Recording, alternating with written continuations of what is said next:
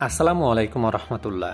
একটি প্রবাদ আছে, ঘুমিয়ে আছে শিশুর পিতা, সব শিশুরই অন্তরে। আজকের শিশুরাই আগামী দিনের ভবিষ্যৎ। ঠিক তেমনি একটি বাছুরের উপর নির্ভর করবে সেই খামারের ভবিষ্যৎ। বাছুরের স্বাস্থ্যের উপর নির্ভর করবে খামারটি ভবিষ্যতে কোন পর্যায়ে থাকবে।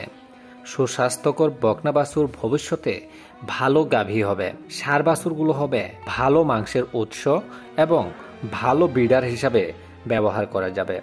ভবিষ্যতে ভালো গাভী ও ষাঁড় পেতে হলে বাছুরের যত্নের কোনো বিকল্প নেই। বাছুরের যত্নের কাজগুলোকে সহজ করার জন্য আমরা বাছুরের যত্নকে 3টি অংশে ভাগ করেছি। প্রথম অংশটি হলো প্রসব পূর্ববর্তীকালীন যত্ন, দ্বিতীয়টি প্রসবকালীন যত্ন আর তৃতীয়টি হলো প্রসব পরবর্তী 3 মাসের যত্ন।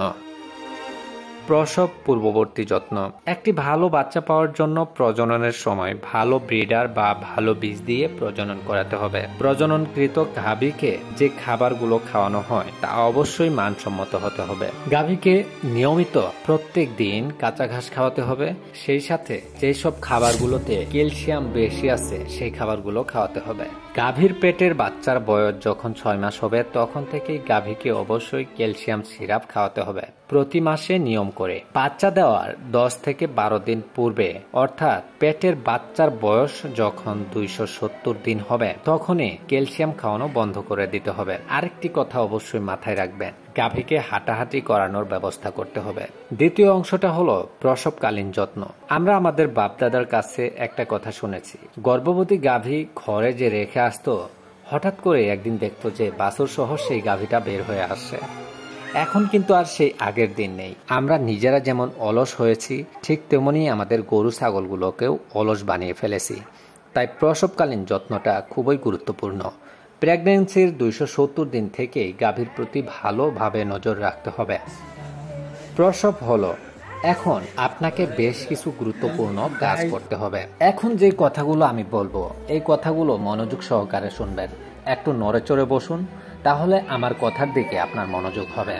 আচ্ছা, এখন শুরু করছি আসল কথাটা। সেটা হলো প্রসবের পর বাছুরের মুখ থেকে লালা অর্থাৎ জন্মকালীন সময়ে মিউকাস বা ফলের পানি যদি বাছুরের মুখে জিহ্বার মধ্যে থাকে সেটা আলতো করে পরিষ্কার কাপড় দিয়ে পরিষ্কার করে নিন। আরেকটি কথা, জন্মের সাথে সাথে বাছুরের কানে ফু দিতে থাকুন। এতে বাছুর দ্রুত নড়াচড়া করবে। ভুলেও বাছুরের খুরের নিচের অংশ কাটবেন না। এটা আল্লাহ তাআলা বাছুরকে দিয়েছে যেন সে মাটিতে ভালোভাবে চলাফেরা করতে পারে। মাটিতে হাঁটাহাঁটি করার সময় এগুলো ছিঁড়ে ছিঁড়ে যায়, তাই নিজেও পায়ের খুর কাটবেন না, অন্যকেও কাটতে দিবেন না। বাছুরের মুখ এবং সারা শরীর একটি পরিষ্কার কাপড় দিয়ে আলতো করে মুছে দিন। সরিষার তেল বাছুরের গায়ে মেখে দিন। বাছুর জন্মের 1 ঘন্টার মধ্যেই অবশ্যই বাছুরকে শাল দুধ খাওয়াতে হবে। সবচেয়ে ভালো হয় জন্মের 15 থেকে 20 মিনিটের মধ্যেই দুধ খাওয়ানো। এতে বাছুরের রোগ প্রতিরোধ ক্ষমতা অনেক বেশি বেড়ে যায়। বাছুর দাঁড়িয়ে না খেতে পারলে ফিডারের সাহায্যে দুধ খাওয়ানোর ব্যবস্থা করতে হবে। প্রচুর স্বাদ দুধ খাওয়াতে হবে। যতটা সে খেতে পারে ততটাই তাকে খাওয়াতে হবে। এখন আমরা যে কথাটা বলবো সেটা হলো বাছুর জন্মের পরবর্তী 3 মাসের যত্ন।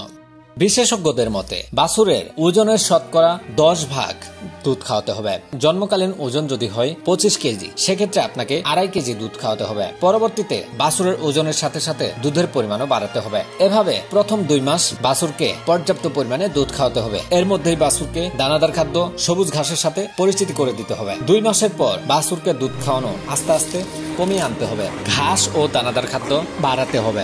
বাছুরের বয়স 3 মাস হলে ওকে আর দুধ না খাওয়ালেও কোনো সমস্যা হবে না ইনশাল্লাহ। আরেকটি কথা অবশ্যই মাথায় রাখবেন, সেটা হলো বাছুরকে জন্মের প্রথম 1 মাসের মধ্যেই কৃমিনাশক ওষুধটা খাওয়িয়ে নেবেন।